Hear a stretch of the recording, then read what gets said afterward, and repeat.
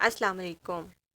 कुरैश ने जब रसूल अकरम सल्लल्लाहु अलैहि वसल्लम के फ़दाइन की शुजाअत का ये आलम देखा तो कुछ पीछे हटकर इन पर तीरों के साथ साथ पत्थर भी बरसाने लगे। उसके साथ ही कुरैश के चंद एक घुड़सवार सटपट घोड़े दौड़ाते आप पर हमला आवर हुए, लेकिन आपके साथियों के तीर उनके जिस्मों में उतर कर उन्हें वापस चले जाने पर मजबूर कर देते थे।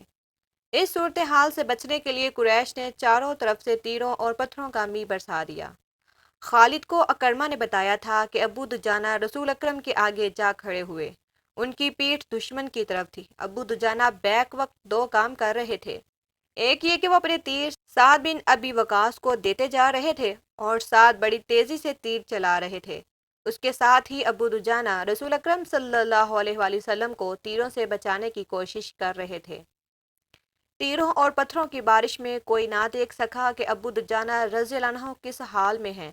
जब अबू दुजाना रज़ी अल्लाह अन्हु गिर पड़े तो उस वक्त देखा कि उनकी पीठ में इतने तीर उतर गए थे कि उनकी पीठ खार पुष्ट की पीठ लगती थी। रसूल अकरम सल्लल्लाहु अलैहि वसल्लम को बचाने के लिए आपके कई साथियों ने जान दे दी, लेकिन अकरमा और उसके घुड़सवारों और प्यादों पर इतनी दहशत तारी हो चुकी थी कि वो पीछे हट गए। कुरैश थक भी गए थे। रसूल करीम सल्लल्लाहु अलैहि वसल्लम ने अपने साथियों का जायजा लिया। हर तरफ खून ही खून था, लेकिन जख्मियों को उठाने और मरहम पट्टी करने का मौका ना था। दुश्मन एक और हल्ला बोलने के लिए पीछे हटा था। मुझे कुरैश के एक और आदमी का इंतजार है, रसूल अकरम सल्लल्लाहु अलैहि वसल्लम ने अपने साथियों से कहा। कौन है वो या रसूलल्लाह? आपके एक सहाबी ने पूछा। क्या वो हमारी मदद को आ रहा है? नहीं, आप सल्लल्लाहु अलैहि वसल्लम ने फरमाया, वो मुझे कत्ल करने आएगा। उसे अब तक आ जाना चाहिए था। लेकिन वो है कौन? उबी बिन खल्फ, आपने फरमाया। उबी बिन खल्फ रसूल अकरम सल्लल्लाहु अलैहि वसल्लम के कट्टर मुखालफिन में से था। वो मदीना का रहने वाला था। उसे जब पता चला कि रसूलुल्लाह ने नबूवत का दावा किया है तो वो एक रोज़ आपके पास आया और उसने आपका मजाक उड़ाया। आपने तहम्मुल और बुर्दबारी से उसे इस्लाम कबूल करने की दावत दी। क्या तुम मुझे इतना कमज़ोर समझते हो कि मैं तुम्हारे इस बेबुनियाद अकीदे को कबूल कर लूँगा? उबी बिन खल्फ ने गुस्ताखाना लहजे में कहा था। मेरी बात गौर से सुन ले मोहम्मद, किसी रोज़ मेरा घोड़ा देख लेना। इसे मैं उस वक्त के लिए मोटा ताज़ा कर रहा हूँ जब तुम कुरैश को फिर कभी जंग के लिए ललकारोगे। अब बदर के ख्वाब देखने छोड़ दो।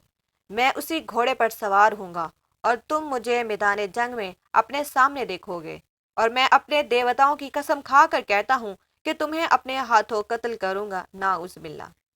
उबी रसूल खुदा ने मुस्कुरा कर कहा, जिंदगी और मौत उस अल्लाह के इख्तियार में है जिसने मुझे नबूवत अता फरमाई है और मुझे गुमराह लोगों को सीधे रास्ते पर लाने का फ़र्ज सौंपा है। ऐसी बात मुंह से ना निकालो जिससे मेरे अल्लाह के सिवा कोई भी पूरा न कर सके। यूं भी तो हो सकता है कि तुम मुझे कत्ल करने आओ और तुम मेरे हाथों कत्ल हो जाओ।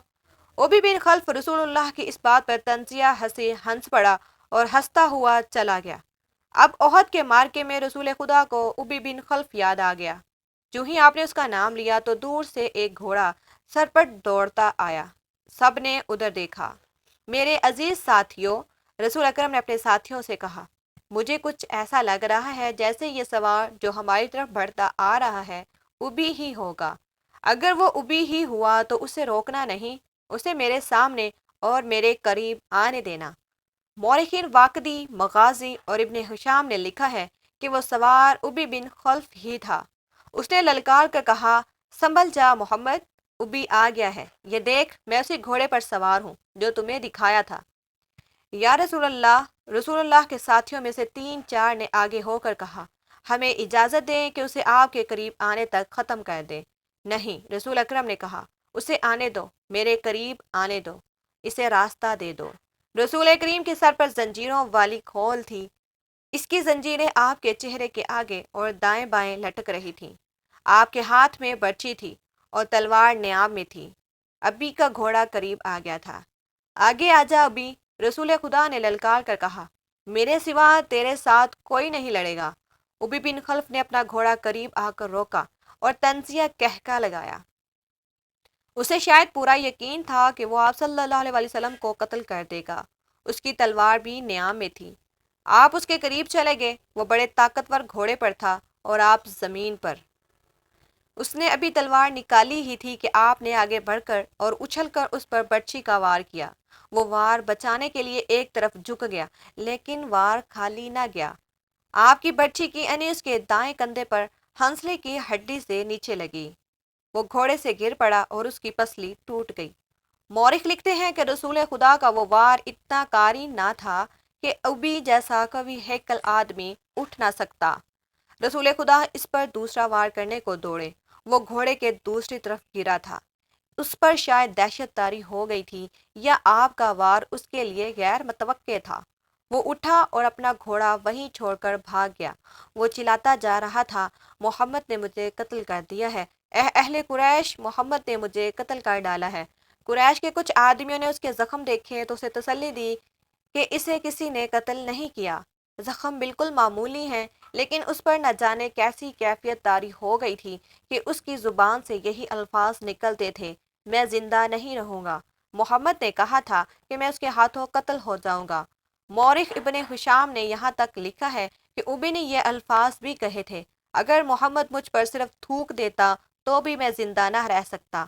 جب احد کا معرکہ ختم ہو گیا تو ابی قریش کے ساتھ مکہ کو روانہ ہوا۔ راستے میں انہوں نے پڑاؤ کیا تو ابی مر گیا۔ آج کی یہ ایپیسوڈ آپ کو کیسی لگی؟ یقین آپ کے ایمان میں اضافہ ہوا ہوگا۔ اپنی رائے کا کمنٹ میں اظہار ضرور کریں۔